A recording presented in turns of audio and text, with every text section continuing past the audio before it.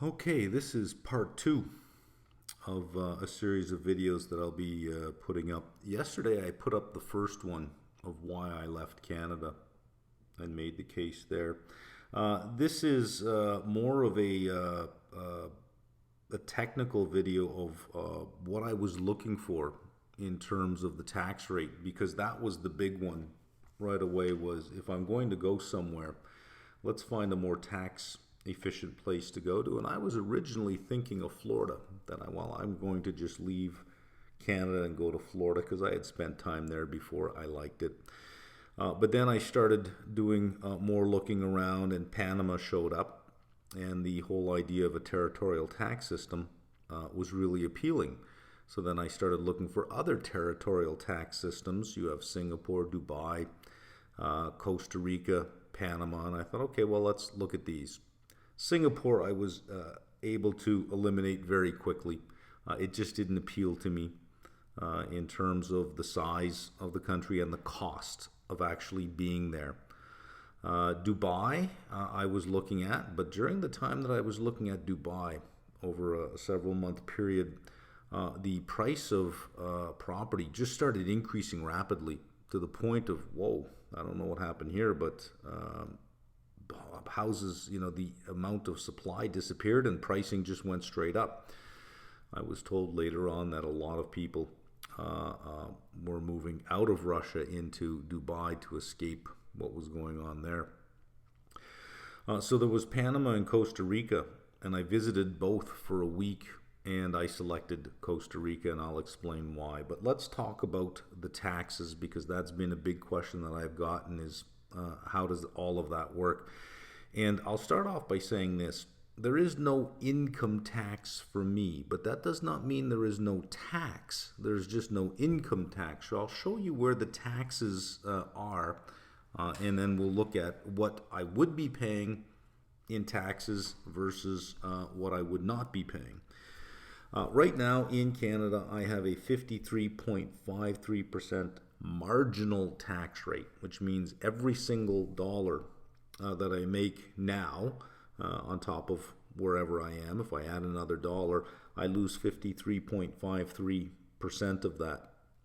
Now, that doesn't mean that's my effective tax rate. Between 0 and I think it's 245K, you have incrementally higher tax rates. So like the first 30,000 would have one tax rate, the next 30,000 would have another. So if you're making like 500,000 a year just in straight income, your effective tax rate isn't going to be 53.53. Your marginal tax rate is, but your effective tax rate might be somewhere around high 40s, not quite in the 50%. Also, depending on how you make your income, your tax rate might be lower. Income, interest, and non-qualifying dividends, such as from the U.S. or from Canadian REITs or U.S. REITs, are taxed at your marginal tax rate. There is no benefit to receiving REIT dividends because the REIT doesn't pay tax. So the Canadian government says, well, since no one's paid tax on it, it doesn't qualify as a qualifying dividend. You pay your marginal tax rate. And capital gains is half your marginal tax rate. And this is where tax rates are right now. There is some thinking that this may go up, that the exemption on capital gains, right now if you make $100 in capital gains, half of it is tax-free, so you only pay tax on 50% of the gain at your marginal tax rate. So that's why I say the whole capital gain is taxed at half your marginal tax rate. It's the same thing. But the exemption might go to 75%. So instead of claiming 50 at your marginal tax rate, you'd now claim 75 at your marginal tax rate. That's kind of out there. Canada has something called a residential tax system. It taxes your world income. As long as you're a resident of Canada, no matter where you make your money, it is taxed within Canada. So if you're Canadian and you go to Australia and you work for 5 months and you come back, that is income that you have to claim in Canada, as long as you are a resident of Canada. Not a citizen, a resident of Canada. A territorial tax system, only the income earned in the country is taxed. So if your income, as I live in Costa Rica here, if my income is entirely generated outside of Costa Rica, there is no income tax. I'm stressing the word income because that does not mean there is no taxes.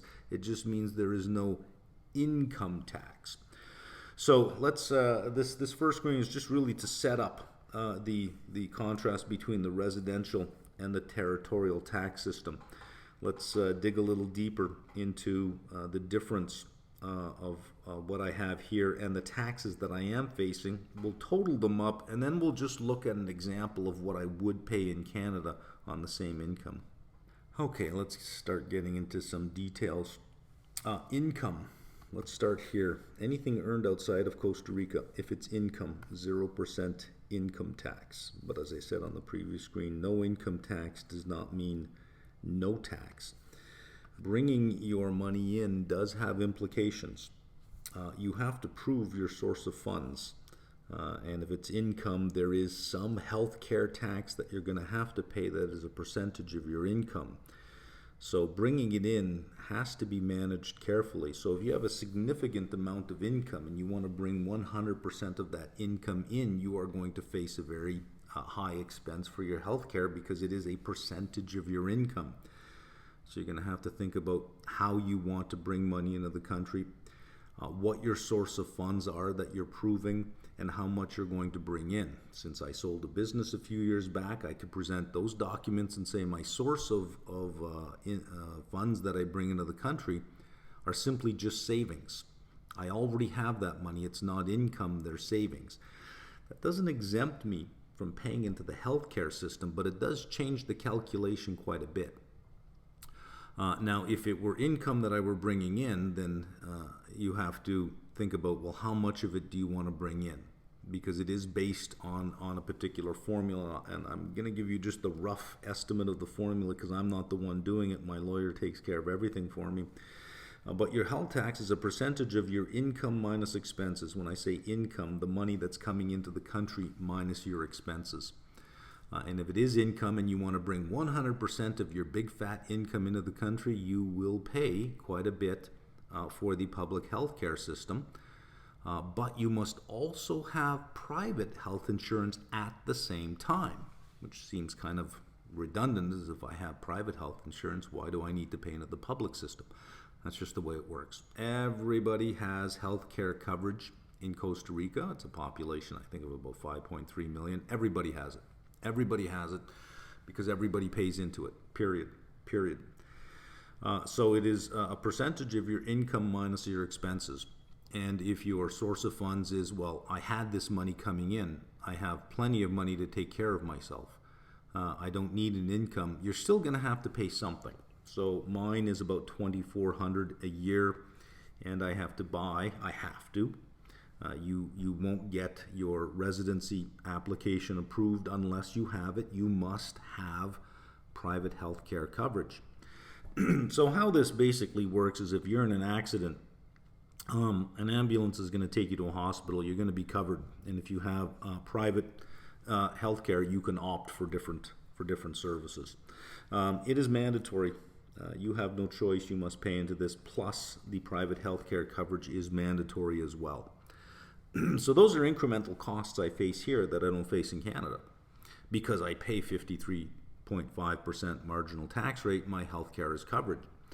But I don't have a private option, which means if I want health care in Canada, I must wait in line with everybody else.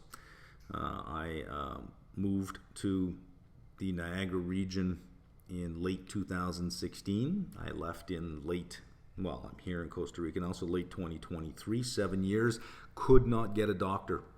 So if you want something done in Canada, let's say I feel there's something wrong, I'd like an MRI. You can't just walk into a hospital and say I'd like an MRI. A specialist has to recommend you.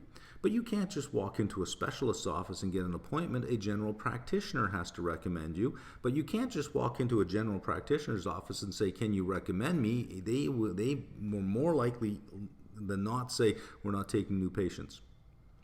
And that was the problem I had in St. Catharines. Great free health care if you can get it. If you can get it, and if you can get it, then you wait. if there was a private option, I would have paid.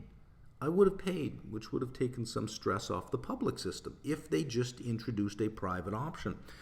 However, the thinking is if we introduce a private option, then you'll have two healthcare systems, a good healthcare system and a not so good healthcare system, and you will have different levels of service for different people, and we can't have that. Everybody gets the same equally poor healthcare. I shouldn't say equally poor.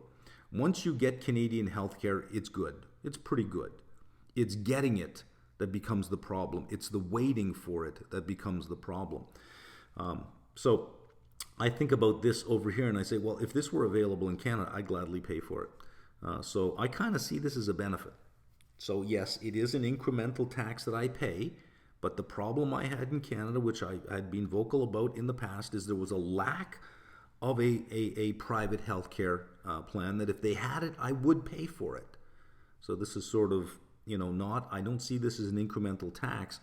I see this as access to speedier healthcare if I need it. So, but anyways, if we looking at it in just, two columns that we're adding up, I would have to put $6,600 down here that I do not spend in Canada. Investments. This is a big deal here. Okay, so you got a lot of money. Well, you don't just keep your money lying around. You got to put it somewhere. I cannot hold a Canadian Interactive Brokers account or a Canadian brokerage account if I'm not a Canadian resident, which means I need a brokerage account where I'm a resident or some other arrangement. So I can open an Interactive Brokers account as a Costa Rican resident, but now I'm generating Costa Rican income because, of course, it's being generated within Costa Rica. I'm generating Costa Rican income, and since there's no tax treaty between Costa Rica and the U.S., withholdings double. So the withholdings go from 15% to 30%. So right away I got a 30% tax on any income, on any dividends and any interest. 30% would be withheld. And then I would have to claim whatever a source of income from the Interactive Brokers account in Costa Rica as Costa Rican income. That doesn't really work out very well. So you can use a U.S. asset management firm as an international client. You'll still face U.S. withholdings, 30%, but you can do quite a bit in sort of tax strategy to minimize that. You can hold low or zero coupon bonds. You can hold low dividend paying stocks. There are lots of decent stocks out there that pay a low dividend, like 1%, but deliver a lot of share buybacks and capital gains. Or you can just be in growth stocks, which tend not to pay dividends, so you get capital gains. There's no withholding on capital gains. So as long as you keep your interest coupon low and you keep your dividend low, the 30% doesn't really amount to much. So if your total return in a year, let's say you're targeting a long-term return of, let's say, 8% in a fairly low volatile portfolio, and 2% of that 8% comes from interest and dividends. Well, 30% of that 2% would be withheld. You're losing 60 basis points. So your net after tax would be 7.4% return and not 8%. Still very, very good compared to what I would pay in Canada. I'd still have a 15% withholding out of the U.S. And then I would have to pay. Canada just says, well, you would have gotten 100 in dividends. You got 85. You'll pay tax on the 85. I don't get a credit for the 15 I already paid. I pay 53.5% on the 85. So it ends up being a higher tax rate because of the withholding. So it's a double tax system when it comes to that. Whereas here you avoid most of that. Now there is a bill in front of Costa Rica that has been submitted for Costa Rican government of a 15% tax minimum on investment income no matter where it is earned. And this was there was some pressure by the European Union to avoid what they call the double no taxation. That if I'm buying zero coupon bonds out of the US, you cannot withhold something that is not paid because it's zero coupon. You buy it at one price, it matures at another price. There is no regular coupon, so there's no withholding, and then I would then pay no tax in Costa Rica. That's a double no tax. So the European Union was put some pressure on Costa Rica to close that little loophole of the double no tax.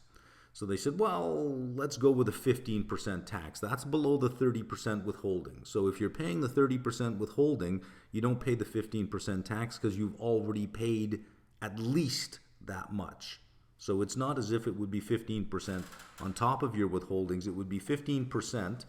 And then if your withholdings equaled that amount, then you don't pay anything. Now, I don't think that that has gone anywhere at this point in time, but when I was researching it, I did look for pending tax law changes, and that was one of the 4 bills being put forward. The other 3 didn't pertain to anything that I'm doing. So for investments, there is that little bit of a problem, but you can find an asset manager that will treat you as an international client, which means you don't have to be a resident of the country of which they are in. So for this one, I'm using JP Morgan, JPM on that one. And as long as we follow a low tax strategy of using low or zero coupon bonds, low coupon or zero coupon, and low dividend paying stocks, and focus more on a capital gain component with longer holding periods, we'll be just fine. Okay, let's get into some other taxes here. Housing, that's probably where you're going to find your biggest taxes. Depending on the price of the house that you buy, you may face a luxury tax. So I got property tax of $10,000. I don't count that as taxes here because I got property taxes in Canada. So if I pay a property tax in Canada and I pay a property tax here, I say to myself, it's the same thing. You're going to pay property tax no matter where you go. So not like I'm saving anything in property tax. If there was no property tax and I paid property tax in Canada, then I'd put that in the plus column. But to me, that I didn't put property tax down because, well, I pay property tax in Canada. But I don't pay a luxury tax, I just pay a property tax. Here, if your house is over a certain value, you pay a luxury tax. It's called a payment of fairness to society, or a payment to society. There's a name for it. Mine's $20K a year. Now, if you're coming down here and you're buying let's say a 5,000, 6,000 square foot house for $500,000 or $600,000, you're not going to face that. I bought a significant place, so yes, I do have that tax. But that's not for everyone, but it is for me. I put it down in the tax column because I don't pay that kind of tax, a luxury tax, a tax named a luxury tax on my property in Canada. Although you can say, but your property tax is related to the value of your property. That is true. But the property tax down here is related to the value of the property, and if the value of the property is over a certain amount, then you have the luxury tax. So it is an incremental tax. Nothing you can do to argue that one away. $20,000. Transfer taxes for houses. This is a bit of a problem. The buyer is going to pay about 4%. Now, in Canada, we have transfer taxes. You have to have a lawyer for closing. There are closing costs, and there's land transfer tax, which is usually about 1.2% of the value of the house. So you buy $1 million house, you're probably going to pay about $12,000 in land transfer tax, compared to $40,000 here. And the legal fees are fees that are on a schedule mandated by the government. No matter which lawyer you go to, they hand you the schedule. They say this is what we have to charge. It's a pretty big number. It'll cost you about 4% as the buyer for your taxes, your land transfer taxes, purchase taxes, all that, and your legal count on about 4% of the purchase price. So if you buy a $3 million home, you're going to pay $120,000 on top of that. If you're the seller, you're at 8%. Because you have I think it's a 2% tax, you have legal costs and the agent, and it's not a very efficient real estate market down here. In Canada, you can get your agent fees down to about 4%, and the seller pays the 4%. The buyer really only pays 1.2%. So in Canada, a round trip means you buy and you sell. You buy, you pay the fees in, then you sell, you pay the fees out. A round trip's about 5.2%, because on higher priced properties, you can get that agent fee down to 4%. I think most agents on 1.5 to $2 million properties, even 1 million and up, which really doesn't get you a lot in Canada these days, is in about 4% now.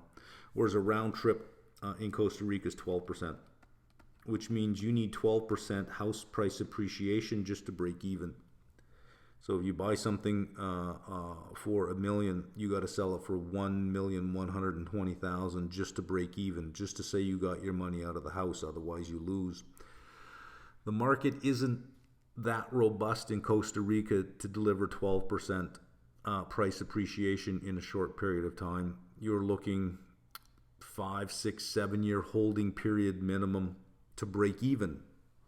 Okay, so in North America, the house is really a long-term source of retirement savings because it does appreciate over a long period of time. I don't know that you would count too much on that in Costa Rica yet. The real estate market isn't very efficient yet.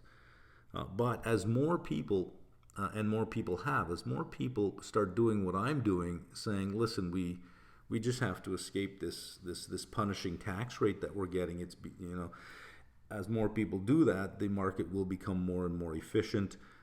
It will start to support property prices, and that should firm up. So that seems rather punishing until you look at the other side of it. The cost per housing down here is way cheaper that you can get in Canada and the US. And the reason is labor is super cheap. Labor is really cheap. So in Canada, labor makes up a significant cost of building a house.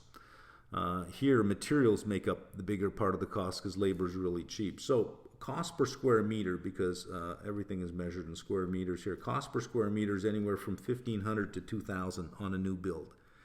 Going up to $2,000 means you're using higher quality stuff. And down to $1,500 means, okay, you're making some decisions, trading off on a lower quality flooring, lower quality bathrooms, lower quality kitchen. Not builder, but lower quality. $2,000, you're hitting the higher end of quality. And if you think better in square foot, that means you're building for $138 to $184 a square foot. You can't do that in North America. Unless you're doing a lot of your own work, and you can build your own house, but build costs are what in Canada, I think $400, $500 a square foot. If you're looking for good quality of the upgrades on everything, you're $600, $700 a square foot. So this is really, if you look at some of the properties available in Costa Rica. Now, the closer you get to the beach, the closer you're going to start to get to North American prices. The closer you're going to get to, $300, $400, $500 a square foot, the closer you get to the beach. However, beach property here is way cheaper than beach property in the U.S. However, beach property here is more equivalent to what you would pay in a mid-sized U.S. city or a mid-sized Canadian city per square foot. You'd look at it, you go, well, that's a 3,000 square foot house. I'm looking at the price. That's what you'd pay in Canada for a 3,000 square foot house. Yes, but not on the beach. See the difference? But there are some trade-offs for being on the beach. I'll explain that a little later. So you're going to get more house for your dollar. You're going to get a better built house, in my opinion, from what I've seen, better quality material in the house than you will get in North America. I don't want to say that for all types of builders, but on average, based on all, I saw about 30 different properties, and the design, the layout, the construction just seems to be much better. You'll get more house for your dollar, but having the house, buying and selling it will cost you more. You get something on one end, you give it up on the other end, right? So you are going to have to pay that. Import taxes basically on everything. The biggest one is cars. The biggest one is cars. You got an import tax. You can buy a vehicle in, I priced out a Yukon Denali in Miami, fully loaded Yukon Denali. You can pick up for $81,000. Here it's close to about 200, and you'll wait 10 months to get it. If you're ordering anything that isn't on the lot, you're going to wait 8 to 10 months to get it, and you're going to pay. It's huge import duties because you run a country. If you really got no income tax, well, you gotta tax something, right? So cars on the way in are taxed quite a lot. Import tax, however, I can bring in 2 vehicles once my residency is granted, which is about, I get January 18th, I get my little ticket that says that I can be in the country, that I don't have to leave. Takes about 9 months to a year after that. Once that's done, I'm allowed to bring in 2 vehicles.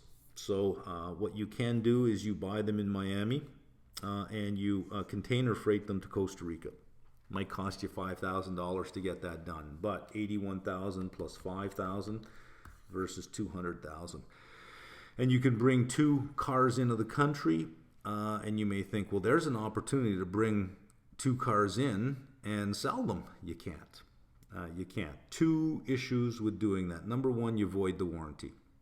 So as soon as I buy it, even though it's brand new and I bring it in, I void the warranty. So I have to ask, am I going to spend some $100,000 in warranty repairs in the first 3 years? If I am, then I shouldn't be buying that vehicle, or I should just pay the $200,000.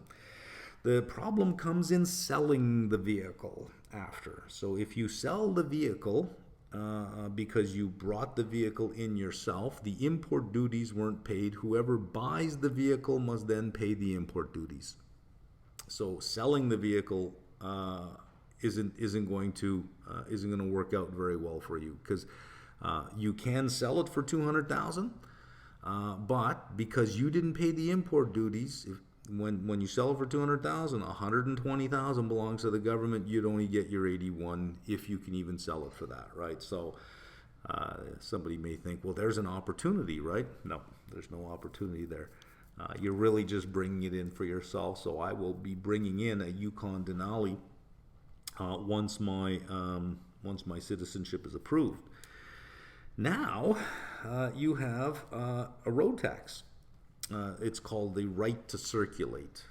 There is a Spanish name for it. It escapes me right now, but basically it translates to the right to circulate, and it's based on the value of the vehicle. I'm here, so I bought a previously owned Audi Q5 just so that my driver can, get around. It can cost about $1,500 a year because you also have road tolls. Now, as far as a tax system, I think this is a beautiful tax system because here's how it works. If you don't own a car, if you say, I'm not going to contribute to air pollution, I'm just not going to do it, I'm going to ride a bicycle, I'm not going to drive a car, you don't pay for the roads.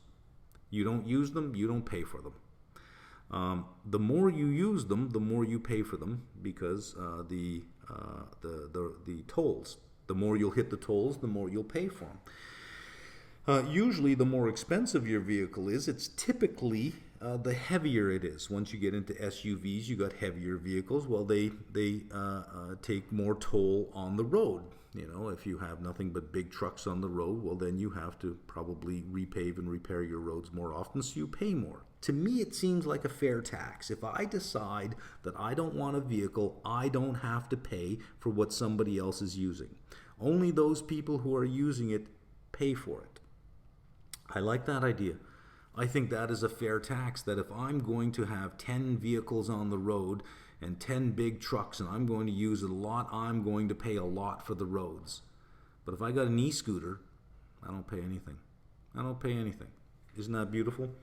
And they do have an incentive here that if I bought an electric vehicle, I don't pay the right to circulate. I'd still pay the tolls. You still got to pay the tolls, and you buy your gas, and there's obviously tax in the price of your gas. I didn't list that here because you got to buy gas everywhere, and there's tax in the price of gas anywhere. So there's the cost for gas here is more expensive than the U.S. It's on par with Canada, but Canada's always been more expensive than the U.S. for gas. So you can use Uber. One thing that's really cheap down here is Uber. It is really cheap. And this way here, you only have to pay for the rides that you take, especially if you don't have to go many places. I do all my, if I have something to get done, I just take a day, one day, and I say, okay, go here, go there, go here, get this, get that, do it all in one day. So I don't really drive that much. I could get by down here without a vehicle and just use Uber. And it would be much cheaper than me buying the vehicle, me paying the right to circulate and the tolls. With Uber, I don't have to do any of that, and it would take. You'd never break even by owning your own vehicle versus Uber. What your own vehicle does is it gives you freedom to go whenever you want, wherever you want, however you want, and do whatever you want. Goods and food.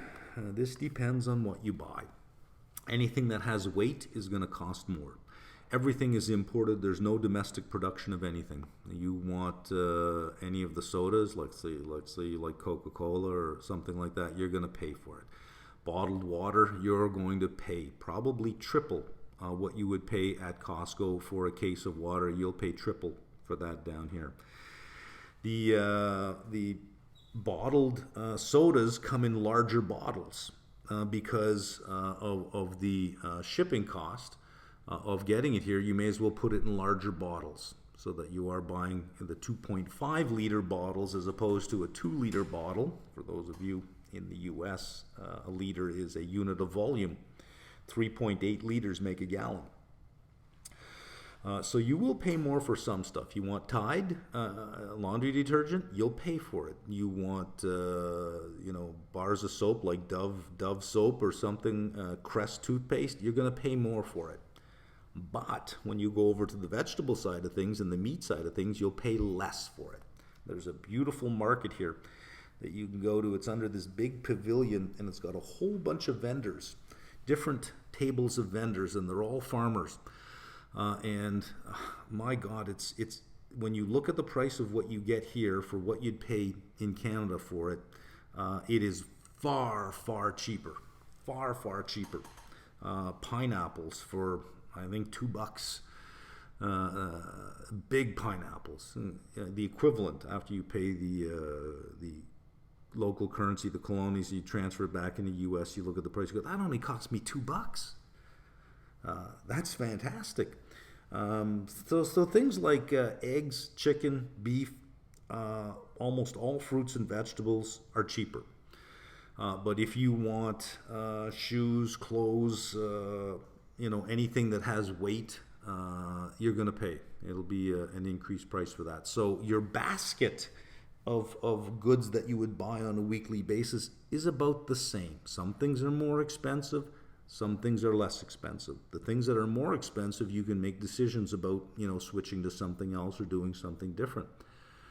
But if you are big on healthy eating, if you're big on vegetables and fruit and chicken and fish, you're not going to do any better, I think, than I say any better in North America than you can get done down here. And I will say this, the taste. Wow. I buy cherry tomatoes at Costco in Canada, and they taste like cherry tomatoes. I buy them here, and oh my God, the taste difference is unbelievable. Same with the oranges and the pineapple. The taste difference is so unbelievable. So if you're big on that, look forward to that. That is actually a bonus. However, if you are from Canada, you're going to want to find a way to import your own maple syrup. Another tax that you would have to pay down here is a payroll tax. Now, if you have a large property, you're going to need a groundskeeper, or you're going to need somebody full time. Labor is not expensive down here, so if you think, well, I'm not going to hire somebody, come on now. It's not like North America. Labor is really inexpensive. However, the payroll tax is significantly more than you would pay in North America, 26.66% plus a 13th month. So employers in North America usually give a Christmas bonus. Well, it is mandated by law down here. The 13th month is due in the first 2 weeks of December. So you have a monthly salary that you pay. In December, you must pay it twice, and it's 26.66% of your gross salary as your payroll tax. And I think it's like almost a 10% deduction that you take off the employee, and then you remit the whole amount. So for every $1,000 a month that you're paying, the wages are $12,000 a year, let's say. Again, I'm just basing it on for every $1,000. The base wage is $12,000. The 13th month is mandated. You have to pay that extra $1,000, and you pay 26.66% on the $13,000, which is $34.65. So whatever you're quoting as an annual salary, for every $1,000 per month, you'd be paying an extra $44.65 a year, or 37.2% of the base pay. So if you say, well, I'll pay you $100,000 a year, over the course of the year, that's going to end up costing you $137,200. It's 37.2% because of the 13th month and because of the payroll tax. But much like housing, yes, transacting in housing is expensive, but the house itself is inexpensive. The transaction costs are high. The transaction cost is high here in the form of tax, but labor is really cheap. Minimum wage here is about $650 US a month. And the work week here is 48 hours. 6 days a week times 8 days. It's Monday to Saturday, 8 hours a day, 48 hours. Just to put it in perspective, the average, I looked at this on online to figure out what the average CFA pay in Costa Rica is. The average charter holder is about 46,000 US. Primarily because, well, there's a big chunk that comes out here. Now, of all the things that I've gone through, that may not apply to you. Again, if you're buying a 5,000 square foot house in a gated community, you'll face an HOA, which is a housing, the housing authority payment, probably anywhere from $200 to $400 a month, depending on the quality of the condominium association that you're in. But the house is small enough that if you don't use any staff where you are now, you won't use any staff there. You'll probably avoid the luxury tax at $500,000. Your in and out costs are going to be $48,000. That means your flipping costs. By the time you buy it, and then years later when you sell it, it's 12% of the price. If it doesn't change from $500,000, it's $48,000. You won't have any staff, or you maybe won't need a staff. You'll just take care of your own house and your own property, because they're basically smaller properties. I've got 6 acres, which need constant maintenance all the time. I have a pool that's constant maintenance all the time, and I have a fairly large house with windows that are open all the time for the air circulation. So dust all the time. You need 2 staff. So my expenses would be different than your expenses, but I've laid out most of the taxes. If you did take something like a 5,000 square foot house in a condominium, and you decide, well, I'm just going to use Uber, you basically reduce your costs to almost nothing, because you wouldn't have the road tax. Again, when you go to buy whatever goods you buy and whatever food, some things are more, some things are less, but I'm finding that that when you look at the whole amount that you buy, not just each individual item, it's about the same. You can avoid your luxury tax, and if you don't have staff, you avoid the payroll tax. So you can avoid quite a bit there. Okay, I'm going to use TurboTax's income tax calculator for 2023. I've selected the province Ontario, and under self-employment income, I just put down $200,000 as a starting number, just to show you where the taxes are. And this is just an estimation, $72,000. It doesn't really know all the deductions you have. I'm a single person with no dependents, so I have really no deductions. I do make RSP contributions, but if I am in Costa Rica, I do not make RSP contributions. I cannot. So I really need to compare it without the RSP contributions, because when I take that money out from RSP, I'm only going to have to pay tax on it at my marginal tax rate anyways, and I will not have a lower tax rate by the time I get to that age. So at 200,000, estimated taxes owed 72,000. Now, if I were here, if all I were making were 200,000, I would not have bought a place like this. I would have bought a more reasonable place, like a $500,000, 4,000, 5,000 square foot home in a gated community. And if you come down here and you look at some of them, they're nice. They're really nice. Full air conditioning. You're in gated communities that have high-speed internet. I get, I think, 800 megabits per second here. My upload speed is almost 300 megabits per second. So, and you're on city services, garbage collection. You wouldn't know the difference. And most of the homeowners in these communities are English speaking. You'd be surprised at how many Americans and Canadians are actually down here in these communities. So for the most part, you probably wouldn't even know, other than the weather, you wouldn't even know you were in a different country. And you still have your Netflix, you have your Prime, your Apple TV, you get all your TV in English if you want. So 72,000 versus, well, you would be facing the purchase price of the property and the tax on that, the 4%, so 20,000. If you decide to have a vehicle, then you have to pay the right to circulate. Now, I'm not including the import duties that you would have to pay if you bought a vehicle here. Because if I buy a $50,000 vehicle in Canada and I sell it after 5 years, maybe I'll get 30, maybe I'll get 25. It'll be based on what somebody else can buy that vehicle for. Same thing down here. If a vehicle, an $80,000 vehicle is $200,000 here and you drive it for 5 years, you're going to sell it based on what $200,000 purchase price was. It's not as if you're going to lose that whole tax because somebody else buying it, if they were looking at new vehicles, have to pay the import tax. So you're really looking at the depreciation on the vehicle anyways. So it is, you'll pay it up front, but you'll get it when you resell your vehicle. So it's kind of a wash on that one. So I'm not including that one in.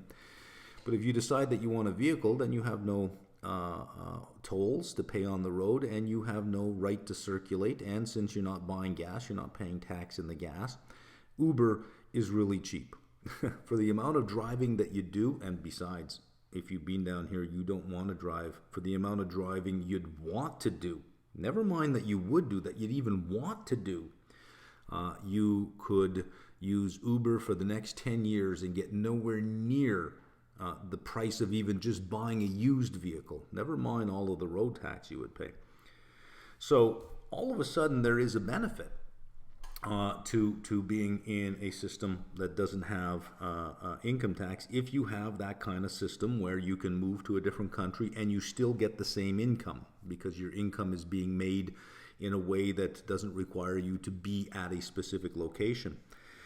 So we haven't hit the highest tax rate here at 200,000. I think you got to get to 245. So let's just bring it up to 500,000.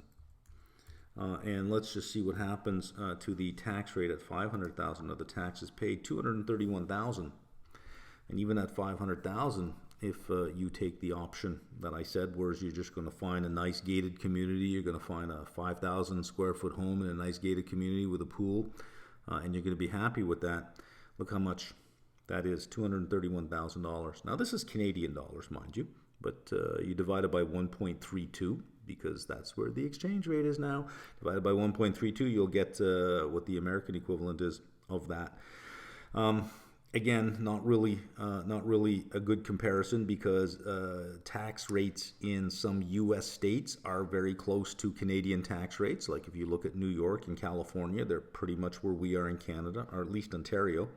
But if you look at Texas and Florida, the tax rates are much lower. I think there's a couple other states where the tax rates are lower. So you'd have to use your own location and figure out what your taxes paid there are versus what you would pay here. Now I have other sources of income I have capital gains that I receive. I have dividends that I receive as well. So I would have to put this in. Capital gains and losses are difficult to forecast, but I have them. But they're just difficult to forecast. And eligible dividends, I don't have too many of those, because to be eligible dividend in Canada, it must be a dividend paid by a Canadian corporation that pays taxes. Well, most of the Canadian companies I invest in are REITs.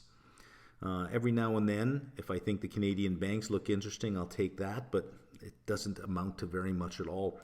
The vast majority of dividends that I get are American, and they are non-qualifying, so full tax rate on them. So they're treated like income. Same with interest income is treated like income. So that's very hard for me to sort of forecast. But we can take this to a more reasonable level here, just to show you the difference of what I'm experiencing just based on an income. Look at that. That's in and around the neighborhood of what, without counting capital gains. That's in and around the neighborhood of what I pay per year. Again, without counting capital gains. It goes higher from there. But I'm somewhere between 1 and 1.5 million a year. And my total taxes here, being very, very aggressive in the taxes, saying, okay, I'll have to pay for this and I'll pay for that. And even though I'm not using this yet, if I did start to use it, I'd have to pay for it. So even though I don't have a Yukon Denali here, if I had a Yukon Denali, I'd have to pay a certain right to circulate. So I'm just going to go ahead and add all of that on. And at the upper end, I get to about $65,000 a year versus 1.3 million a year. Now, of course, you divide that by 1.32. That's roughly about $1 million US in tax versus 65,000 in tax. I want you to think about the difference between that. My effective tax rate is somewhere around 5 to 6% of my income.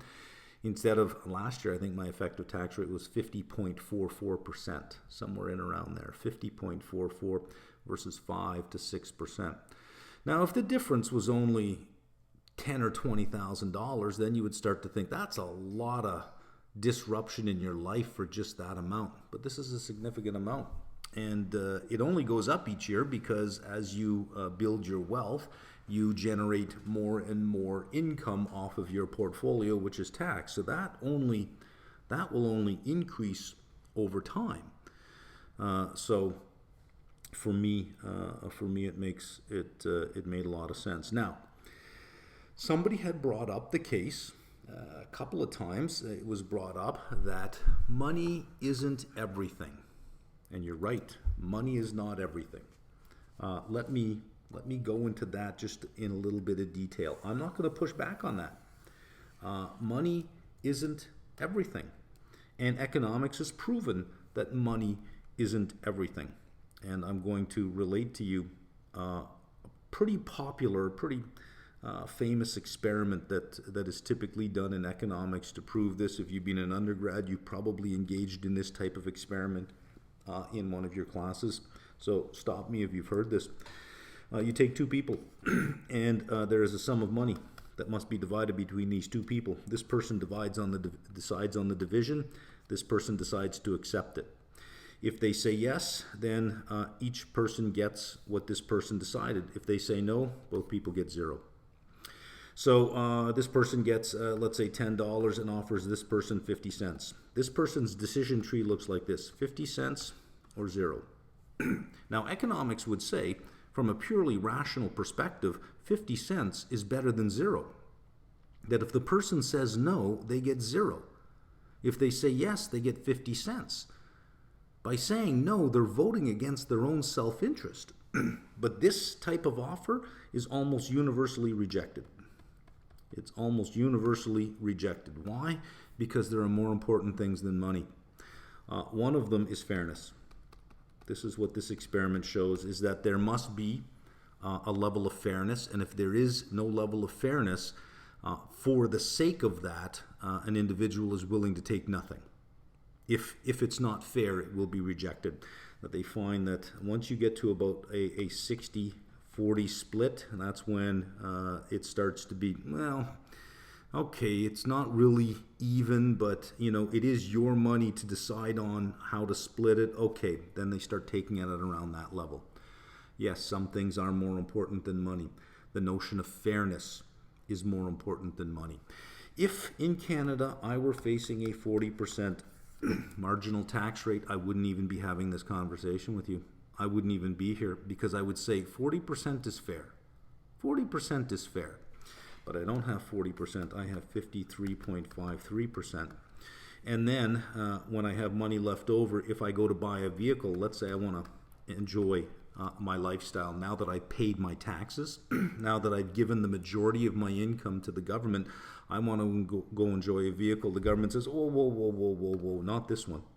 Not this one, because other people can't afford this. So if you're going to drive around in this and make other people feel bad because they can't afford it, you got to pay more.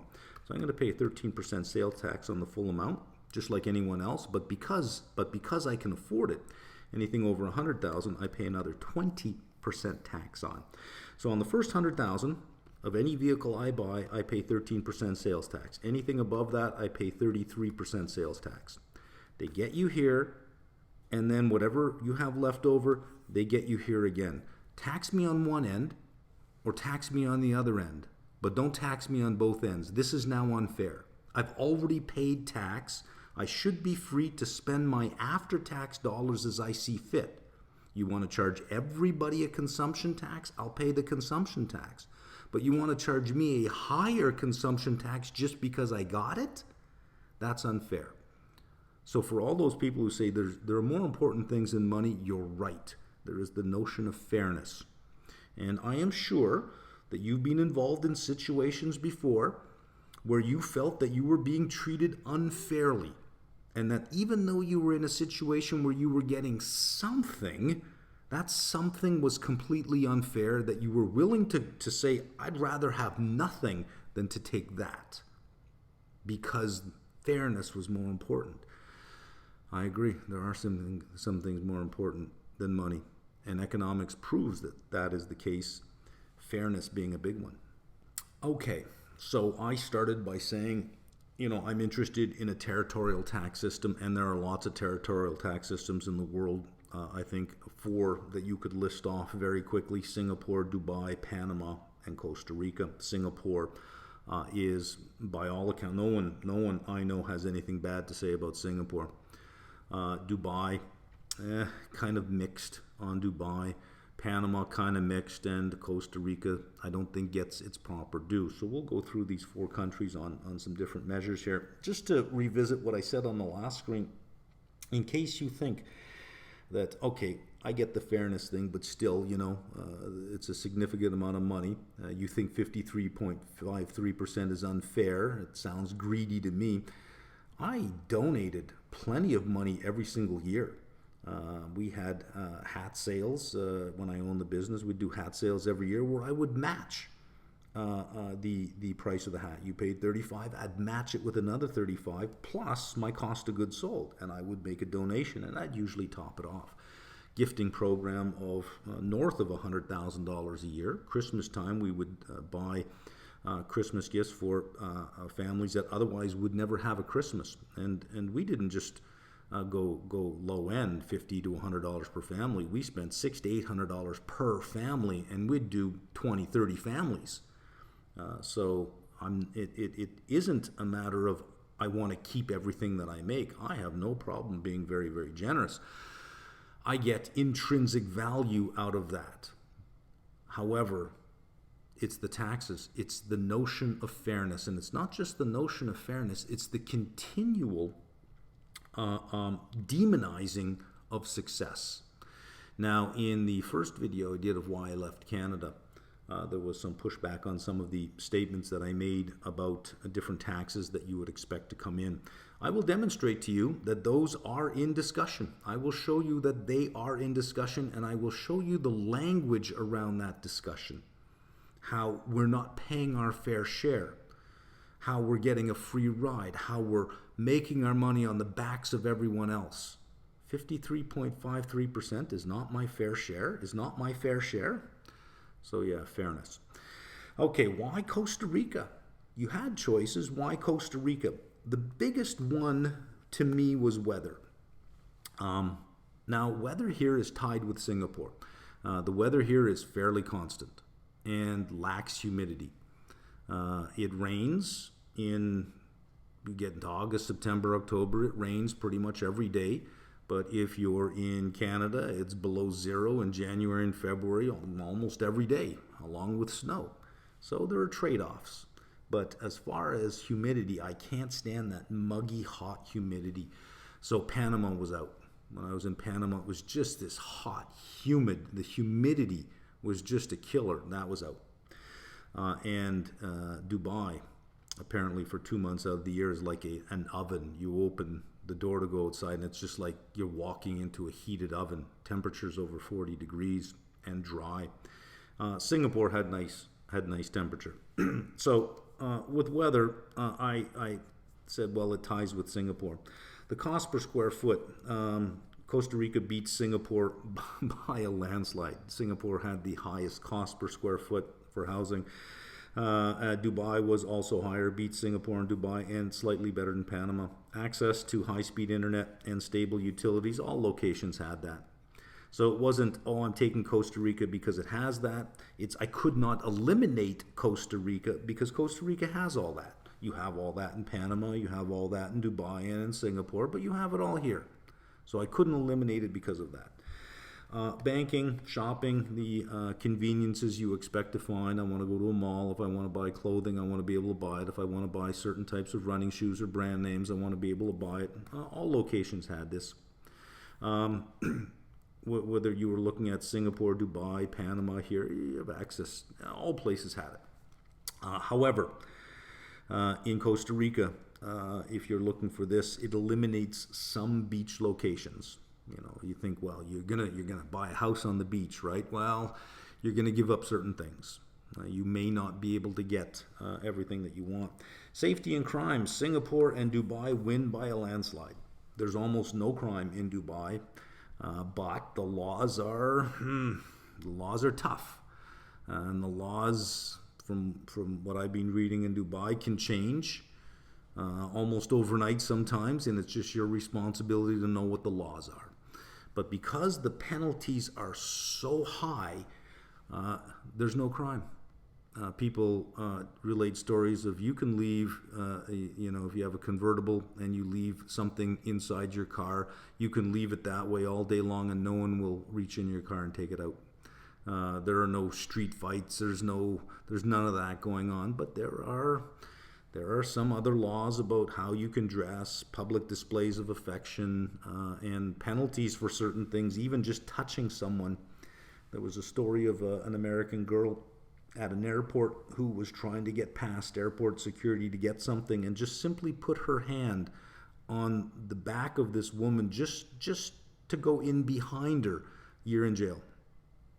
She got a year in jail. Now, I think she got out earlier than the year in jail, but that was the punishment, was a year in jail. So you gotta be careful. But Singapore and Dubai win by a landslide, but they have some super tough laws. Panama, you don't want to be there if you're worried about crime. You don't want to be there. Costa Rica, if you get rid of the drug crime, and the drug crime is really concentrated more on the Caribbean coast, especially for violent crime, I should say, concentrated on the Caribbean coast. If you eliminate drug dealer on drug dealer crime, because that doesn't really affect you, it is a fairly safe country to be in if you eliminate that. Drug dealers want nothing to do with you because they don't want to bring attention to themselves. They really want nothing to do with you. So if you stay out of their way, they stay out of your way. If you don't bother them, they don't bother you. Once you go digging around in their business, then you're asking for trouble. For the most part, if you're not involved in drugs at all, or buying drugs, or attempting to sell drugs, or being in the business, you'll never even see these people. So it's sort of crime that exists, but it exists among itself. So, you can sort of discount that.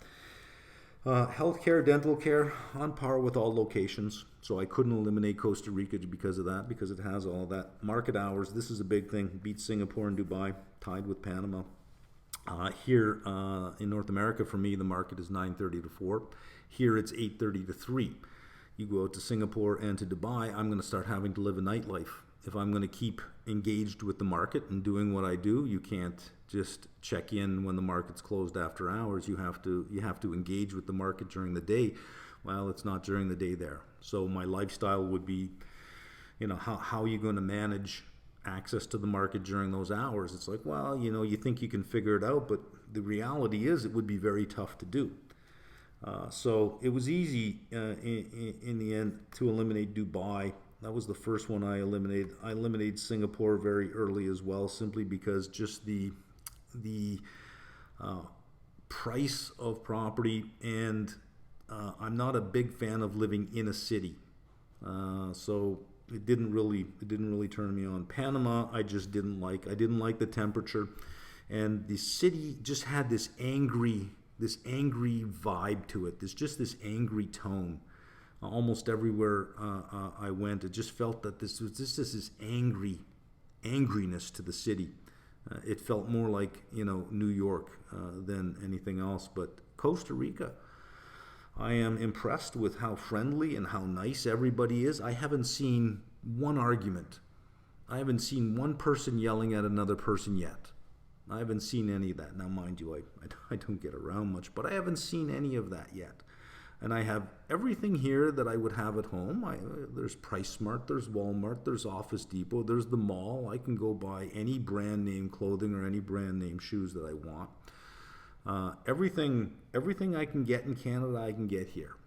Taxes are here. They're just in different places. And even once you sum up the taxes in different places, they are significantly lower than what I pay in Canada. So there we go in looking at the effect of taxes. There's one more video I'm going to do, and this is more on the process of moving to Costa Rica. And the theme of that video will revolve around one word, that if you are going to come down here and you're going to live here and you're going to engage with the culture down here, there is one word you must know above all. And that word is careful. I'll post that one tomorrow.